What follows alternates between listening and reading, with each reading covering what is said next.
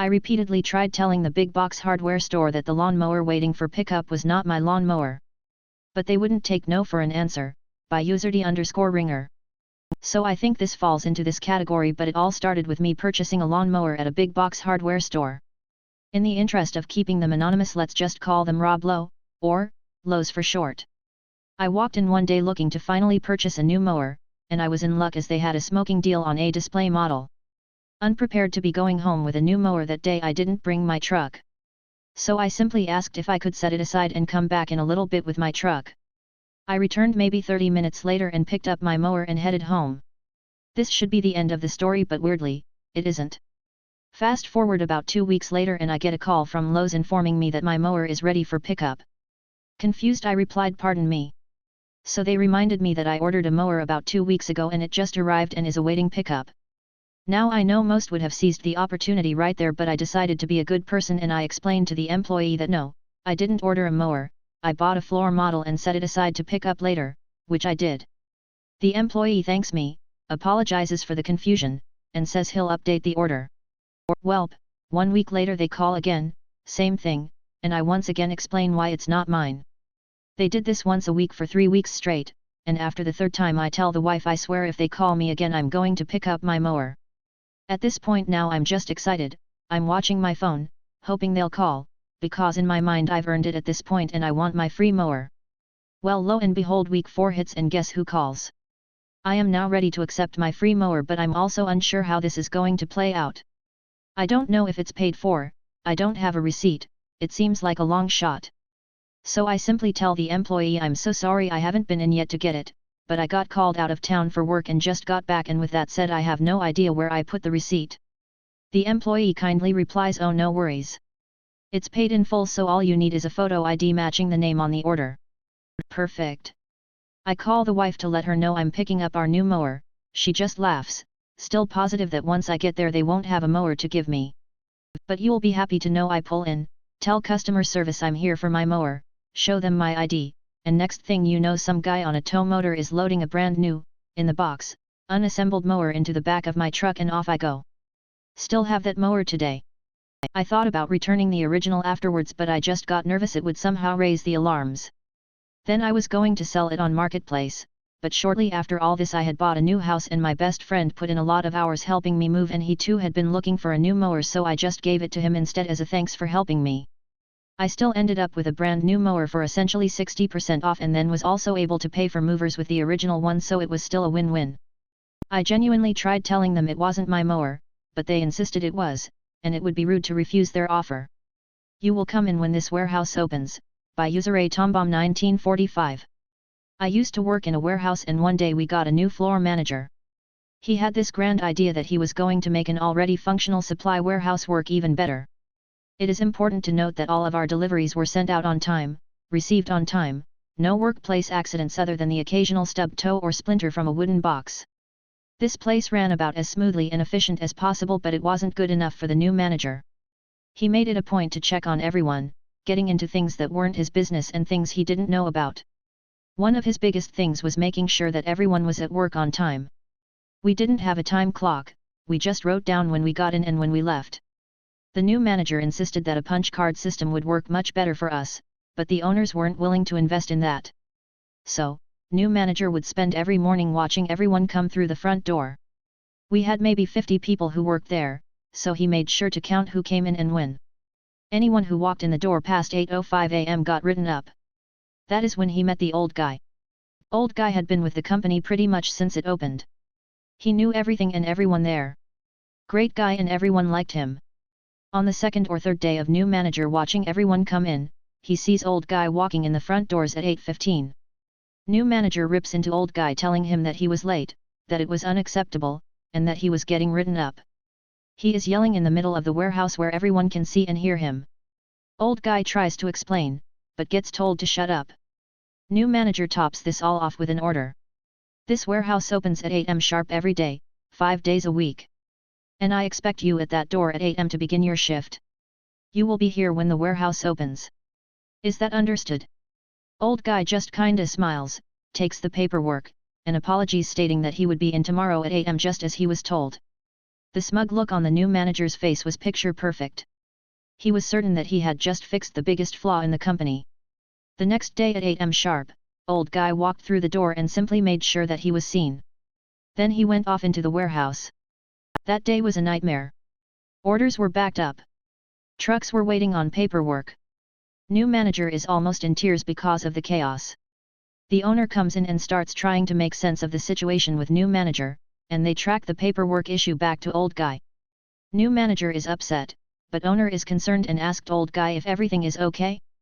Old guy just tries to hide his embarrassment, saying that new manager wrote him up the day before and he was told that he had to come in at 8 am. Not at 4 am like he always did to get all the orders and paperwork ready for the day. The day before, when he walked in the door, he had been coming in from a break. New manager tried to backpedal, saying he didn't know, that it was old guy's fault. Owner knew better. After that, the new manager wasn't working at the warehouse anymore, or for the company. He went off to become a new manager for some place else. Thankfully, old guy knew what was going to happen and had most of the paperwork done for the day already, so we weren't too behind when the smoke cleared. I made this as a comment to a different post. Felt it deserved a full story. Enjoy. You should fire us. Okay, by user Wildcat. My family runs a small trucking company. Depending on where you are in the world, you might call us a P&D company, a final mile company, a white glove company.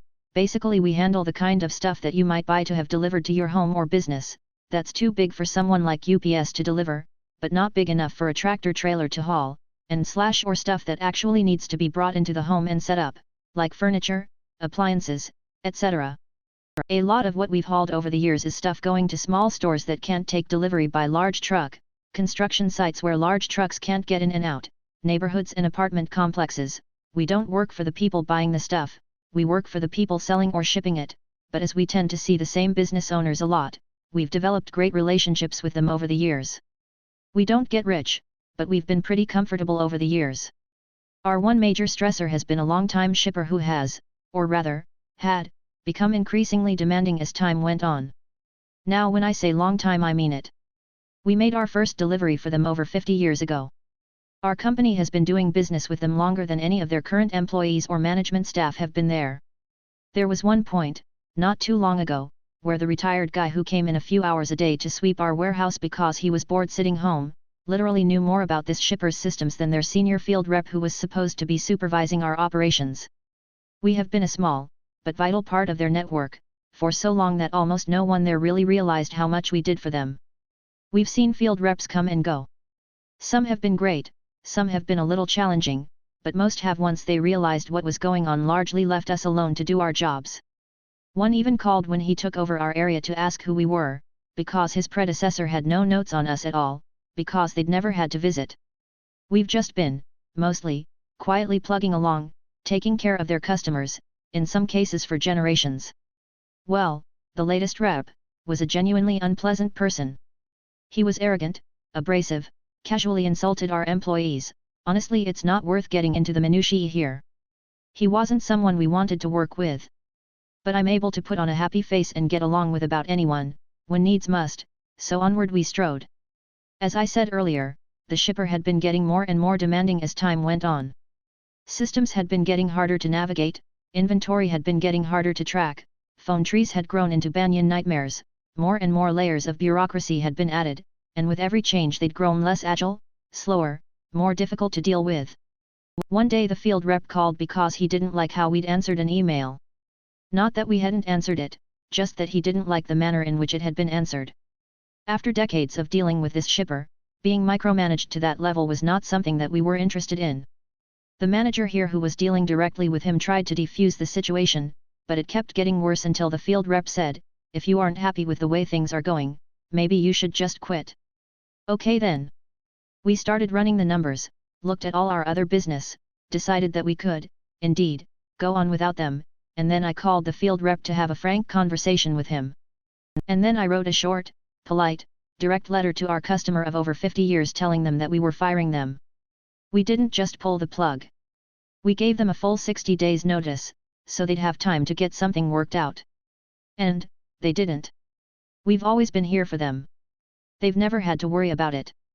They had someone they thought was going to be a replacement, but, well, as of today most of their customers in this area haven't had deliveries in a week. Some, longer than that. Many don't know when they'll get their next shipment. That field rep might still have a job when all is said and done, but it's not our problem anymore. Our phone keeps ringing, people looking for their freight from that shipper. Sorry, you'll have to call them. I was told this belongs here.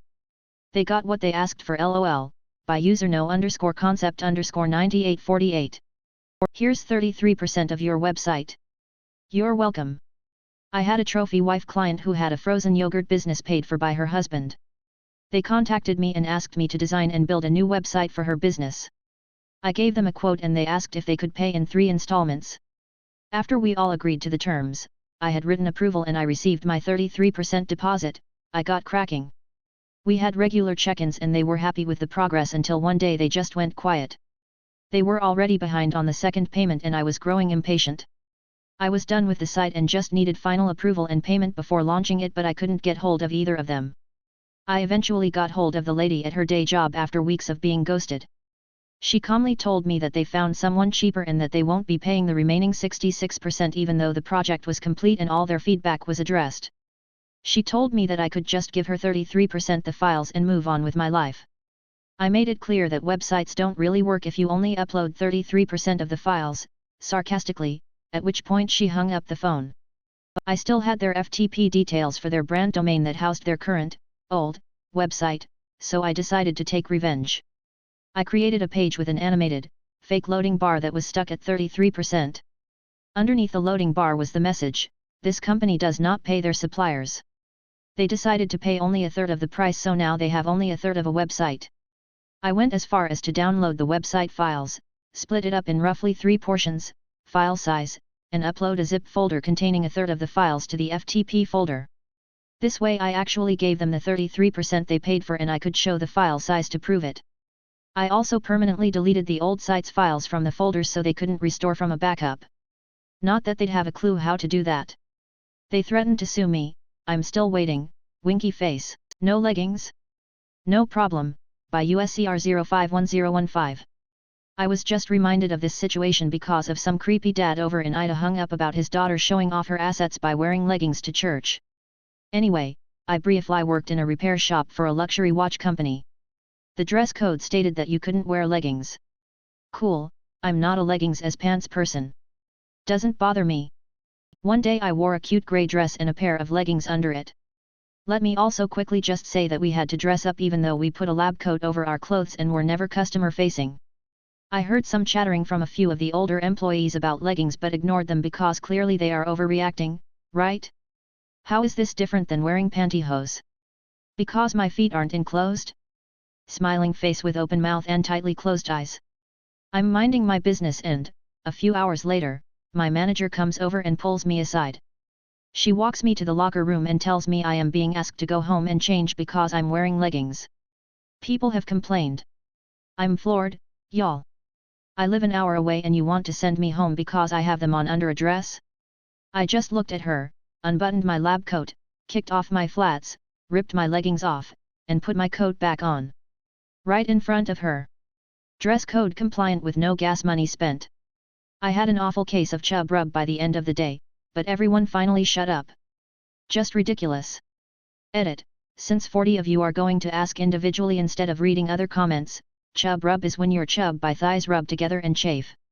It is a fairly common term, in the States, for a regular phenomenon that affects the majority of women people, who don't have a thigh gap. It has nothing to do with a penis. Edit number 2, please don't inbox me for legging photos, pervs. The answer is no.